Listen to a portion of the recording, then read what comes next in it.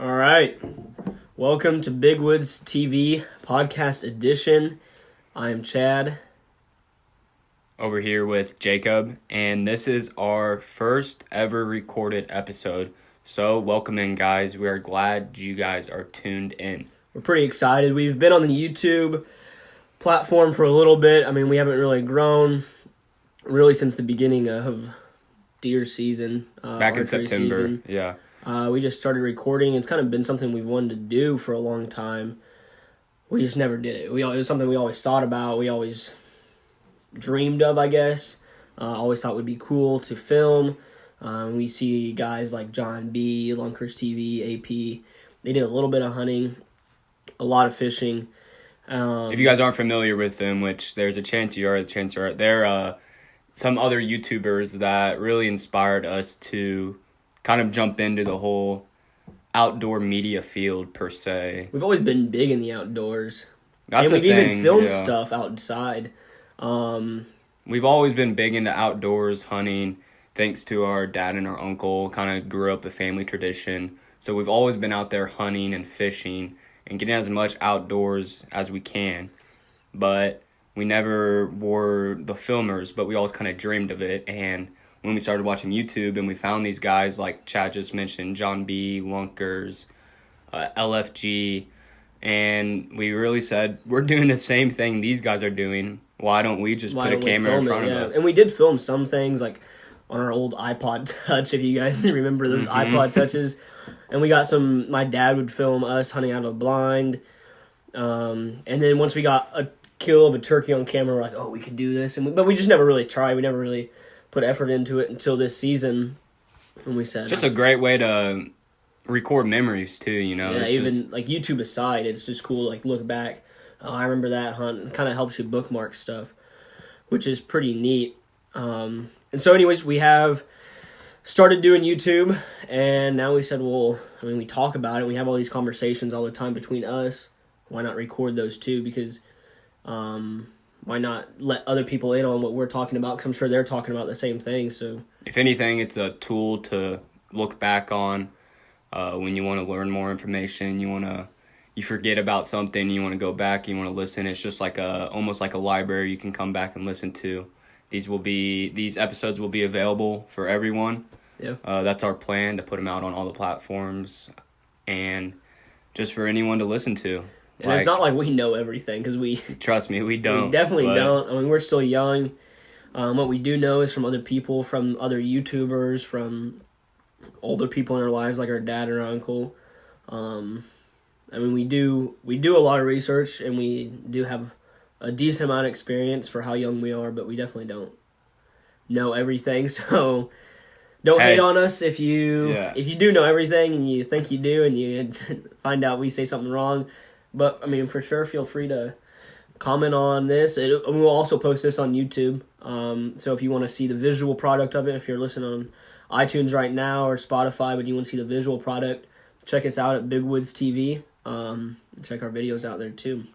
Now that we told you a little bit about ourselves and kind of how we got into things and how we got into this podcasting, and I guess you could call it the media business in general, we can jump right into today's topic, which is kind of a wide variety of what we're going to be talking about today, from deer hunting to turkey hunting to duck hunting, and just kind of the outdoor life in general. Yeah, I guess we should start by telling you the date. It's the middle of February. It's February 9th. So why that's important is just because the season's over. Everything's over. We actually just got in from shed hunting. I mean, yes, you could call it shed hunting. It was more of a scouting trip, but we just got back from that because the season's over. It's cold outside. Yeah, just today we decided it's a Saturday today, and we had nothing going on. And it's one of those days where you got to get out there because it's the only free time you have. Chad's been at work all week. Jake's been at school. I've been busy with school. Although this week, college has got canceled because of the weather. There's been a big ice storm here in the Midwest which isn't ideal conditions to go shed hunting, but the land we went to shed hunt today, it's very high pressured public land. So we knew the cold and the ice wouldn't bring a lot of fellow shed hunters along. So Yeah. we went out there, and there's one other truck there, never saw him out there, but we got some good scouting in. That was the thing. We And- just wanted to get scouting in. Yeah. Shed hunting was just a bonus for us, but we've been told that this is the time to get out on your property. It's on our property. It's public land, but get out there and get your scouting in, get your land work in.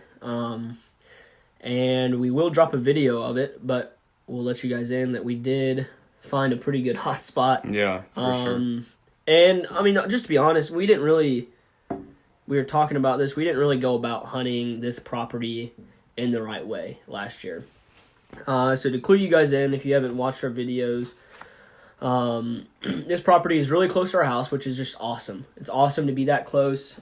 If you guys have land close to your house, you know exactly what I'm talking about, because it's one of those things where even if you're tired, you can still go hunting. You can still get out there and you can still get in the stand.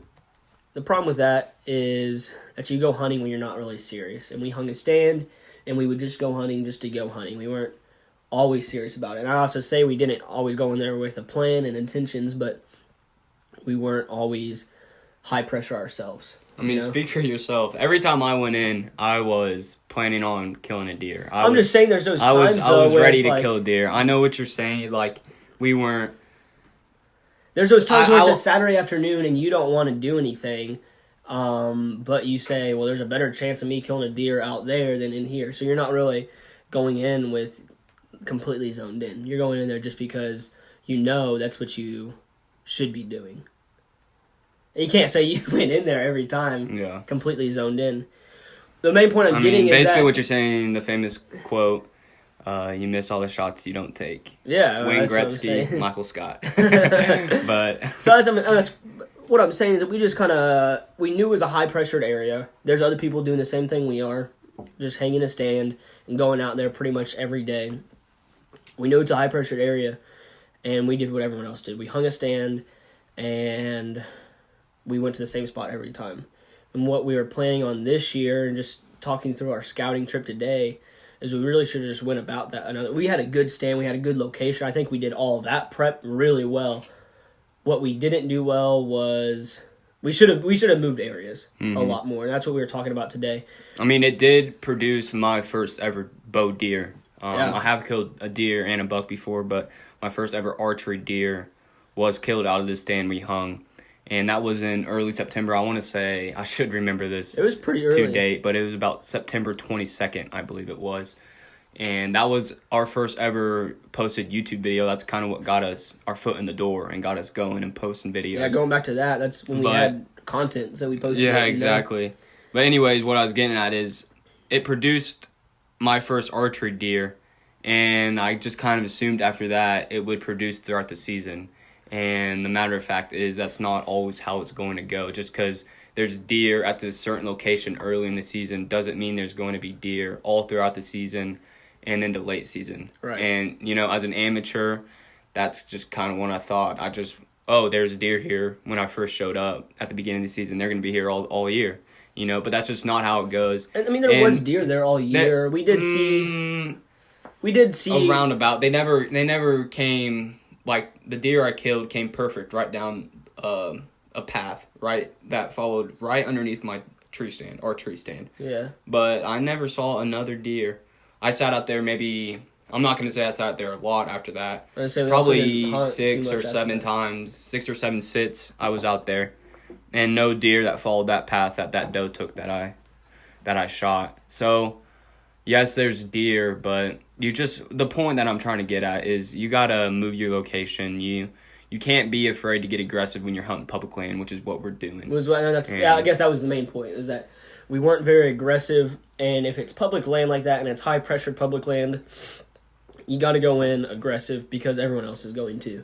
If it's your own private land or it's a public piece that's not necessarily pressured, then you can kind of manage that in a certain way. But I think if you're looking at a very high-pressured public land situation, which anything close to the city limits is going to be pretty high-pressured, I think you should be more aggressive. And by that, I think what we did today was we went out and we started walking along this path.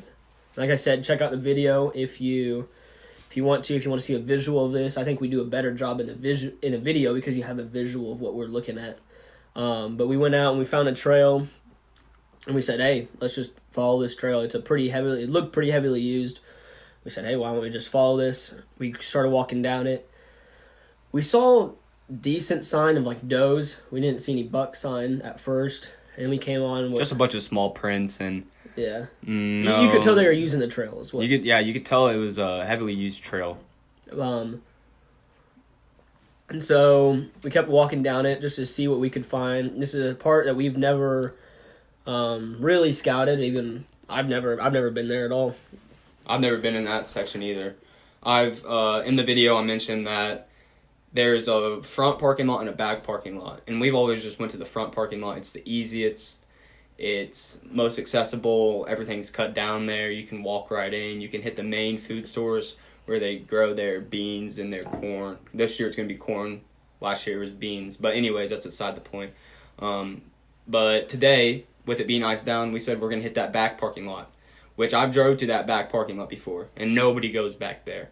And that's a pro that nobody goes back there. But man, it is a pain to get in there. That's why no one goes back there. That's why no one goes back there, because it's hard access point. But with it being all iced down and everything being weighed down, it's easy accessible. So that's why we went back there. We haven't been back there, and we just started. What we basically started is like Chad was saying, we followed that initial trail, and we could tell it was. I said heavily used, but I'm gonna say decent. There were small doe tracks, normal sized doe tracks, but no like buck sign at all. But what we do is we follow that trail all the way down along this hardwood to it went from a field to hardwood, and we're just following that trail. So it's a good transition line is what it is. Line. And we follow that until... It was almost textbook because that trail was horizontal with the transition line just on the thick side of it. So, I mean, that is literally textbook. They stay inside of the field. And what we're talking about is we're targeting big bucks. So those big bucks. Doe will follow big bucks because bucks are the smart ones, you know. Why wouldn't does follow them? Right. But basically what we're trying to target is bucks. Yeah. And I just want to make that clear just for our listeners, just to, because deer won't always stay inside the first line. Right. But if you're looking for those bucks, that's where they're going to be. Doe can get kind of stupid sometimes, and they can just walk out and do whatever they want. But typically, bucks are very smart and will stay in that first cut right inside the transition line. And like Chad was saying, that was when we first found that trail, just about 200 yards in. We found this trail just on the other side of the transition line in this hardwood. And we said, this is what we're looking for. Let's follow it. So just be more descriptive. We cut in the woods. Like we are on top of a ridge. So we were kind of thinking this could be a bedding area if we got in deep enough. And so we kept following it. And we did come up to what looked like could be they were very distinctive beds. So you could see the bed, you could see where it was laid down. And on top of that, there's just trails everywhere starting to intersect here. From beds to different sources, just everywhere there's trails. And they look pretty heavily used. Why we think these are doe beds, and you never know. You never really know unless you see a deer in it. We think they're doe beds because they're in these tight circles. Mm-hmm. So we saw lots of these beds, or what appeared to be lots of these beds, and they're in a lot of circles. So then we kept following these trails, and it would go down in a ravine. And on that ravine edge, there's another transition line, kind of a different one, not a hard one like forest to field. It was more of thick forest to kind of thinned out hardwood. Mm-hmm. Which is a great transition line to follow. And too. I think this is a good time to bring up that we hit on this on our YouTube video, but a lot of folks get caught up in what a transition line is and how do I find these transitions? Well, how do I know these deer are using this transition line? Like, what's a transition line? And a lot of people say they think that transition lines are limited to, like Chad just said, field to hardwood. Or even hardwood to cedar trees. Or a river. Or cedar trees to a river, yeah. Or et cetera, you name it. Those obvious transition lines Yeah, those are nice for deer, and yes, deer use those, but deer also just use any transition like you can get. Like, you go from the one that Chad was referring to is what we found was a transition line, which it was the same woods, just The trees didn't change. trees didn't change at all. There was just less undercover. It was less dense, yeah. Yeah. It was heavily dense, and then With a lot of undergrowth. With a lot of undergrowth and To like nothing. thicket almost growing up to absolutely nothing. That's a bad word to use. Not absolutely nothing, but just thinned out woods. I know you guys can picture less that. undercover, yeah. Less undercover. Growth, yeah. And so, but you can carry on where you're going. And so right on that transition line was another hard trail, and the first thing we saw was a So now good-sized we're just for you guys listening to this. We're at a crosshairs almost. A crossing, like a perpendicular. So the trail we're following now comes across this perpendicular trail that's running along this horizontally with this transition. Yeah. And right there, I mean, this was just textbook stuff too, and that's what made it so cool for us is because you can't get more obvious. But I think the deal is that you can't get more obvious once you know what you're looking for. I think we learned a lot this season, and I'll mention these guys, the hunting public. They just are such good teachers. If you're not going to listen to us, go listen to them because they know a lot, and we've learned a lot from them. Like we said earlier, we learn a lot from YouTube, and that's kind of why we're on it too. Is that we want to help teach people, and just maybe in a different fashion, you know. Beside the point. So this is textbook stuff, and there's two rubs almost back to back, really. So directly back to back, maybe 3 paces in between each other. So we kind of look around this area. I mean, like we said, we started out shed hunting, so that's what we're doing right now is looking for sheds. We started out, and a lot of people would back out at that point. You know, you don't want to disturb anything.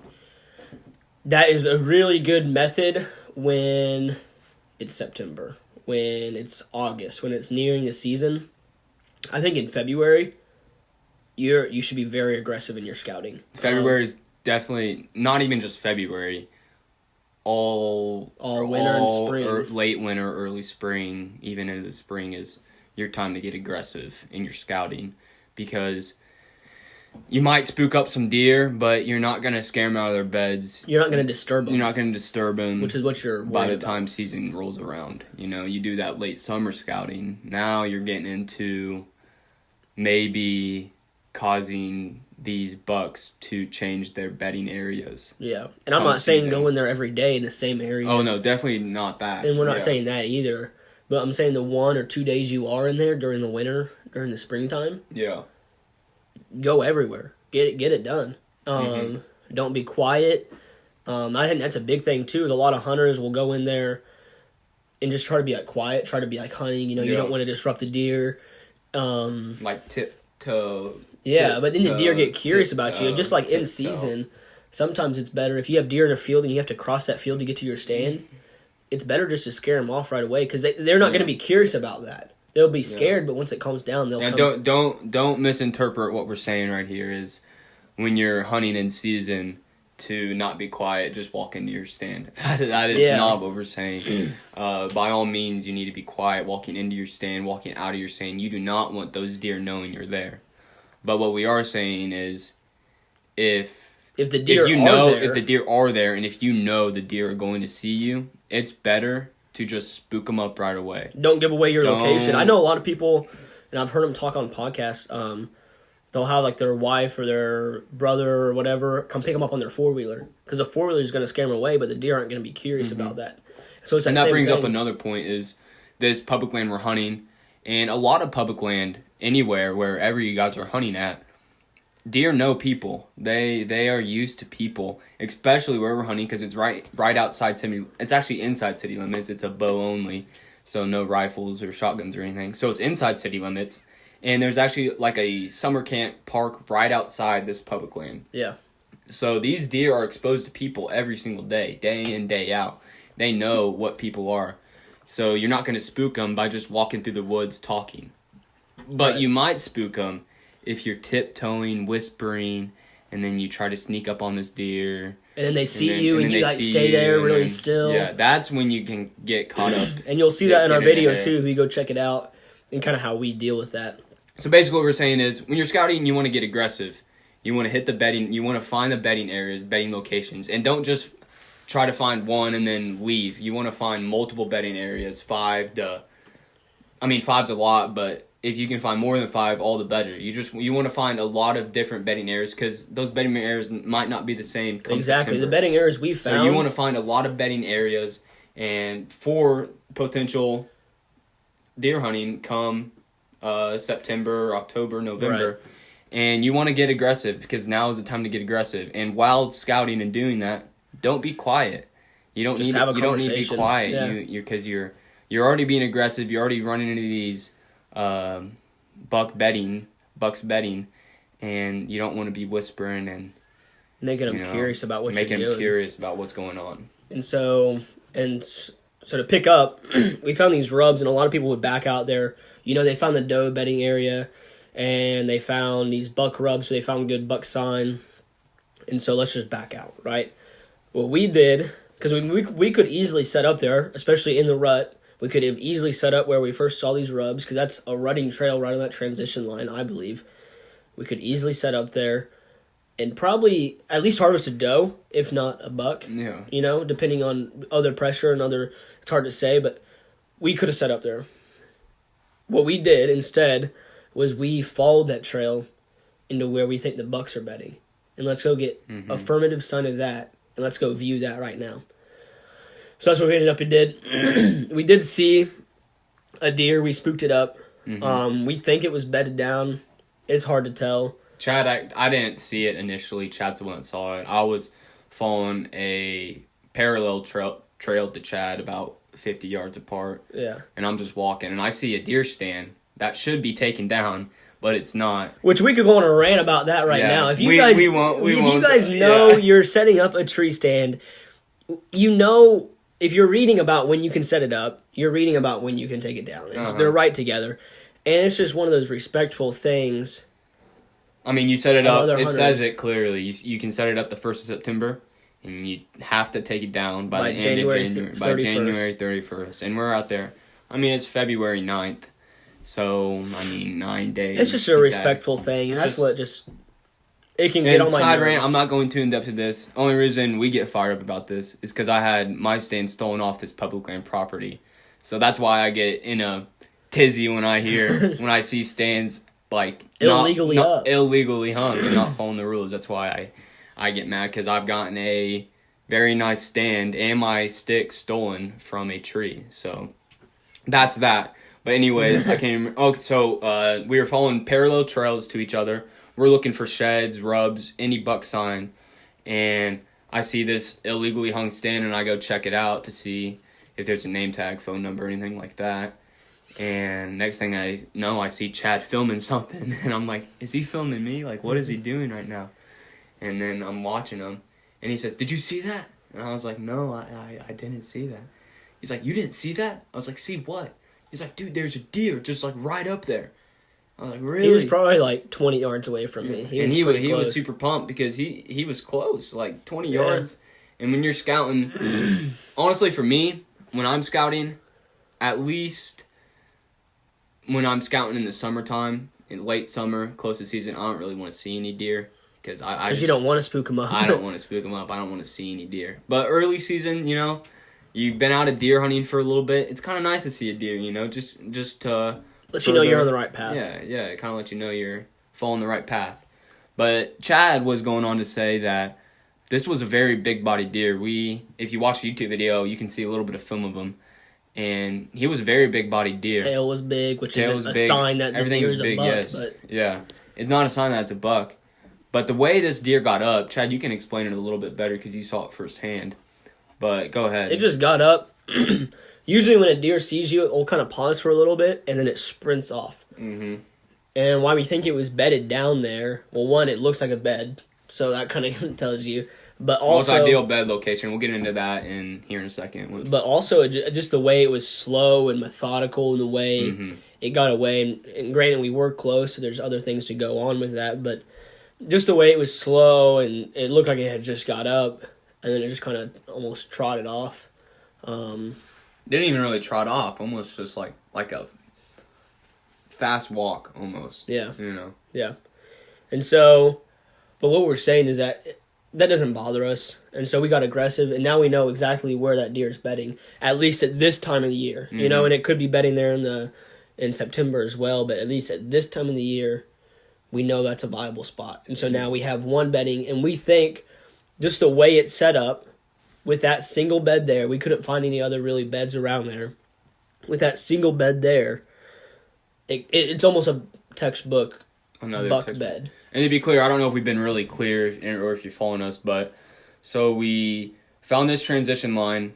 We walked it until we found a trail entering in, and then we followed that trail until we started seeing signs, and then we got to like the creek bottom in the intersection, and we found those 2 rubs and possible buck beddings, but definitely doe beddings, and we took that due east straight to another feeding location. Not far, probably about 100, 200 yards, and that's where we spooked up that buck. Or, so we say buck. They didn't have antlers, but they very well could have been shed by now because we were out shed hunting in the first place. So, but I mean, it's textbook. Bucks don't usually, as far as we're concerned, and you guys may disagree with this. I mean, like we said, we're no 100% experts. They don't usually bed with the does. The does are usually their own family. Well, they usually like to, but they like to keep an eye on them. Keep an eye on them. Make sure no other bucks are coming in there to their herd. And so, like I said, that's the other thing is, a lot of people will ask, "How do you know to buck bed?" And the thing is, you really don't know. You know, it's hard to. There's no way to really know. There's for no sure. affirmative way. I mean, unless you see the buck in the bed, there's no way to really know. You know, a good sign is seeing scrapes around, seeing just good habitat for bucks, feeding trees, you know, and that textbook stuff we're looking for, rubs around it, lots of rubs around it, scrapes, anything like that. But there's still no definitive way to say, that's a buck bed, I know 100%, I'm sure, you know. There's no way. But yeah, so that was kind of our scouting trip this morning. I guess this afternoon, whenever it was, I don't really remember. It's been a long day, but that was that. And so I guess the main thing I want you guys to take from this, and I guess what we took from it was, well, what I was going to say earlier was that these things are obvious because we're looking for them, right? Yeah. We're looking for these transitions. So if you know what you're looking for, all of a sudden these things become a lot more obvious to find. Yeah, that's a really good point to bring up because you say 2 years ago even. 2 years ago, for sure 3-4 years ago, if me and Chad are out there walking a piece of public ground and we stumble upon this rub. Which we would have stumbled upon it, let me tell you, because it's not like we would have. Yeah. And then we stumbled upon that second rub right next to it. We were just been like, oh, geez, look at these rubs. Let's get out. Let's get out of here. Let's go. Like, this is where we're coming. We're coming here in September. And September it's gonna be 15th, banger. we're going to be here. Bring your cameras. Bring your buddies. We're shooting a deer. We're shooting a big buck, you know? But we would have never taken into consideration how we got there and where that buck's going and why the buck is there. Just to bring it up a good point, we have a piece of we have a piece of private land, and it's in southern Missouri, and it's not big by any means. Not at all. But we have this tree stand up on a ridge on our land. Right. And it has produced year after year. Chad killed his first buck there. I killed my first buck there. I also killed my first deer there as well. So my first doe, which was my first deer, and my first buck, Chad killed his buck. I mean, that stand has just produced year after year. And we've never, until like a week ago, me and Chad were talking, we've never realized why it has been so productive. Thought about it, and it's because like I said, it's sitting up on this ridge, and literally right behind the ridge is cedar trees, and then it changes right into our land, which is hardwood. And that's a textbook transition line, like Chad was talking about earlier. And those deer, every time we sit in there, it feels like almost every day, you turn around and there's just deer cruising that transition line. But they won't always come off of it. They don't always. They come sometimes into our will, land. but they won't always come off of it. They don't always. Sometimes they just cruise it, and that's what they like to do. Is they just cruise it, and it was just such a like paradigm Yeah. of thinking. You know, we were like, holy cow, like. Like we said, No we knew wonder. we knew it was good. We knew No it was wonder there. it's been But so good. It's this transition line that these bucks are just cruising. And that goes back to the point that it's hard to tell a buck bed from a doe bed from even a buck track to a doe track. I mean, that's easier to tell from. But does and bucks would cruise that transition line so much. You know, I'd almost say 50-50. We'd have both cruising that. So what a buck do, a doe will do. Not always a buck will do what a doe does, if that even makes any sense. But it was a crazy way of thinking. Yeah. And it was, like you said, it was just a paradigm shift of your mind. Like it was like a light bulb went off. You're like, holy crap! Like this makes so much sense because we have other stands on this property. Like we said, it's not a very big piece of land. We usually just rifle hunt it. We have our uncle's bow hunted a little bit, but for the most part it's just rifle. So when we don't hunt it that much, so we have other stands on it, and they do see stuff, right? But the stand that produces the most is this one up top on the ridge, and it was okay. Well, why? And I guess why is knowing why so important? I think you can just predict the deer that much better. You know, we're not, because when granted, our dad or our uncle set the stand up, and maybe our uncle knew a little bit, maybe our dad knew a little bit. I don't know the exact thought process, but it's kind of just been the stand's always been there, right? well, knowing why, what I think is so important is because if you know why, you can take that and you can reproduce that on any piece of land you go to. You know, whether you're in Wisconsin deer hunting, if you're in Alabama deer hunting, if you're in Mississippi, if you're in Kansas, all the states, Iowa, we're in Missouri. You know, if you know why the bucks are acting the way they do, or deer in general acting the way they do, you can take that to anywhere in the Midwest, or I'm not going to speak on the western side, but I'm sure mule deer and they all. Well, I think it's almost like act just the same. animal nature to do these things. You know? Follow transitions lines.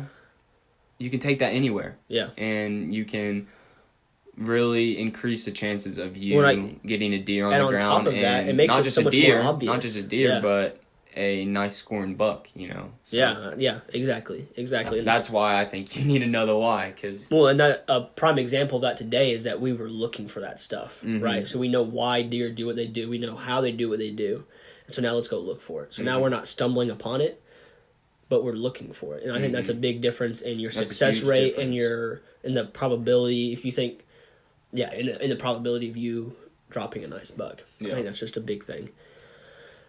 So I think we kind of hit that from all angles and kind of told the story as best as we could. I hope you guys followed that.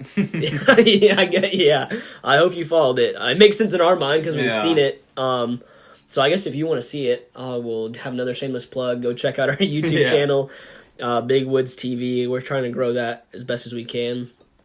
And we'll just kind of talk on that for a little bit just because it's on my mind. So how we kind of started the channel is we started fishing. We didn't start fishing. We started filming our fishing. We couldn't ever pair up catching fish. Well, let's go back. Let's go back to last time last November. We started watching these YouTubers, like we said, John B, AP Bassing, Lake Fort Guy, Lunkers TV. You know, if you guys don't know them, check them out. They're huge on YouTube. Demolition Ranch. Yeah. They're just huge inspirations to why we kind of got into it. And we said, let's do this. You know, let's try this out. And so that was in November. And for Christmas, our parents got us a GoPro. Yeah. And that's kind of when it all started. Is our parents got us a GoPro, and we were like, all right, let's do this. Yeah. So we got our chest mounts, we got our clip-ons, all that, and we started going fishing. And, well, we didn't start going fishing, we've been fishing, but we started filming. But we started wearing these chesties filming, and it was just kind of fun to wear them, and then we weren't doing anything with the clips, we were just rewatching them. We would plug in the SD cards in our computer and watch it. We were like, "Oh, look at this!" Our uncle is really big into fishing. We'd be like, "Hey, did you see this? Like, you can look at this catch now. You know, you can relive it moment after moment." So. Your mom that's not always on the boat. We come home like, "Mom, check out this fish." Blah blah blah. But a lot of times we couldn't just pair up. We would have the clips running we'd have the GoPros running on it the whole day that we didn't catch anything. And then one day that we were just slaying the bass. we had the pattern figured out. We forgot the GoPros at home, so it just never really worked out. We are a little bit more experienced. Well, what happened was Jake killed his first bow deer, and we had started recording that, and it was easier to predict what was going to happen. Not easier to predict, but you knew where to have the camera and all that stuff set up, and you can manage it easier. So we started doing that. We also duck hunt quite a bit, and so a lot of our videos have been duck hunting, and that is also a little bit easier to predict where the ducks are going to be. And it's just, so that's what we started filming. So moving forward, that's where I wanted to get to, is moving forward.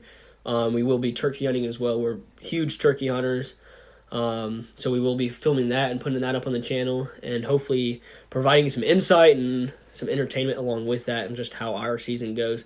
I think the biggest thing about YouTube and this whole media movement of the outdoors is it brings awareness to what actually happens. I think there's such a misconception. I think that's a word. Misconception of like what hunters are. I think at the root of it, it's just another way to get together with your friends. And I can have such good conversation, not to get deep or anything, but I can have such good conversation with a buddy out in the boat. You know what I mean? It's just, it's a different, well, one, he's stranded there, so he can't go anywhere. But, and I think filming. It's almost like golfing with your business partners, Yeah. It's almost the same exact thing. Exactly. And so I think filming that just like allows more people to, and talking about it here on a podcast allows more people to experience that. Yeah. And see how other people experience it. Because while I think rooted in the same thing, we all experience it, but it happens in a different fashion. You know what I mean? Some people it happens at the dinner table after a good hunt. Some people it happens while they're camping. We don't really camp that much. That's one of the big things with deer hunting is deer camp, Yeah. Some people just go to deer camp who don't even deer hunt. They just like the community of deer camp, And we've done turkey hunting where we camp. We've done turkey hunting where we stay in a really old shack that one of our another uncle rents out, and so we've done it, and we've stayed in a hotel for turkey hunting too. We've done it every way possible, and so just to be able to share that experience and share how we go about it. What's our morning routine, and it's weird stuff, but I think it's interesting, at least because it opens your mind. Oh, well, that guy did it that way. That guy does this, he gets this ready, and he walks a certain way, and so I think it's just, you don't know what you don't know. And I think the media movement allows these private things of hunting that you do in the woods, secluded, to be publicized, And so from that front, as a hunter, I think it helps us, but also as a non-hunter, I think it helps rid the stereotype of hunting and fishing, because I think most sportsmen are very respectable, and they're all about, especially duck hunting. I think it's big for duck hunting. And this idea is that a lot of people don't even, shooting the ducks is fun. It's one of the funnest parts, but it's not the funnest part for a lot of people. A lot of people, the funnest part is just working the ducks, and seeing them work. And I think if you can capture that, I think people's views of hunters will change, and so that's kind of a rant, but in a long way around, that's what we're trying to do, is capture our way of doing things, and maybe learning from you guys through comments, through messages, and just all that stuff. Maybe learning from you guys, but also we're going to get right down to it. Me and Chad have learned way more than we ever thought we would, just by picking up a camera and filming. Yeah. Because so many more things have to be perfect. Right. To capture. And you have to make sure those things are perfect for you to be able to film them. To capture a deer on camera, or to capture ducks working on camera. It's just it's another paradigm shift of thinking, when you're not just worried about getting the deer in, or the turkey in, or the ducks in to kill, but now to get on camera and then to kill, you know. It's just crazy to think about, and we've learned a lot from it, and we decided what better than to share it with others, and sharing it with others is what has really grown us, and we hope it grows you guys as well. Yeah. And if nothing else, just sitting here in our studio, just shooting, conferring with each other, it still teaches me a thing or two, you know, that just getting it out of my mind onto a recording, you know. Well, yeah, it's one thing to think about things, but I think but to express it. It and put it into words. Thing. Yeah. And especially, yeah, Jacob, that kind of sounded dumb, you know, and he gets a confirmation from me of what he's thinking, you know. Yeah, exactly. We've talked about decoys a lot for duck hunting, and no, Chad, you kind of sound like an idiot. I don't think that would work. I've never seen ducks do that, right? Yeah, so Chad will say, yeah, let's bring the decoys closer. Let's take this dozen out, you know. Nope, that doesn't look natural. There's a lot of times I get in the boat. Jake and Dad have grassed the blind up. I was doing the decoys. I get in the boat. That looks bad. Yeah. That doesn't look natural. And so, but talking about it is how you learn, right? I'm not going to get better if they just shut up, right? We'll get better because the ducks aren't aren't working us, right? Yeah. And so I guess like our goal is to be able to somehow capture that through filming, right? Yeah. Capture that through our daily routine of getting ready to go turkey hunting. Capture that of our style of turkey hunting. Capture that in our fishing, you know. I think there's just so much to learn from each other. Yeah. Whether we're the ones filming or watching or vice versa. Yeah. So moving forward, we will turkey hunt and hopefully get out there quite a bit. We have some public land that we've been looking at that we want to get out and scout. We have some new intel, I'll call it, on some private land that we might get some permission for. And then we have some of our typical routine, I'll call it, hunting land that's mainly private that we'll also get out on. And so hopefully we'll be able to bring you guys along and get a couple beards on the ground. Long beards. Anyways, some paintbrushes. To start to wrap this up a little bit, because we're at 41 minutes. So basically this was our first ever recorded episode. And, you know, I think it kind of went well. I think it went well. I kind of like it. Yeah. But anyways, if you guys have any questions for us at all, I think our email is bigwoodstv@gmail.com. So BIGWOODSTV@gmail.com. Right. So pretty simple. But if you have any questions, if you want to be a guest on our podcast, even you know, we'd be more than welcome to or something like that. Call you guys up, and you know, because that's really what we want. Is we want this community for us to learn. It's building a community. Yeah. Like for we said, us to learn. You know, because. We didn't tell you guys we weren't experts to humble ourselves. Yeah. We told you guys we weren't experts because we still want to learn more. We want to be successful. We want to get that first 10 point on the ground. We've both killed 8 points. We want to get bigger deer. We want to kill turkeys every season. You know, we want that, and we want to show you guys that. So, anyways, shoot us an email, and if you stuck around for this 45 minutes, 43 minutes we're now at. We thank you guys. Please leave a review and leave a rating and review, because this is our first ever episode. Wherever you're listening, let us know where you want these podcasts to go. Do you want them on everything? We're planning to do it on Apple and Spotify right now for sure, and YouTube, as you know. And thank you guys for listening, and stay tuned. We're going to be trying to upload a podcast every week is our goal right now. Right. And next week, I'm not sure what the topic's going to be, but we're trying to get into the turkey mode season. That's our main goal right now. The turkey mode season, you know. We're on transition, those long beards.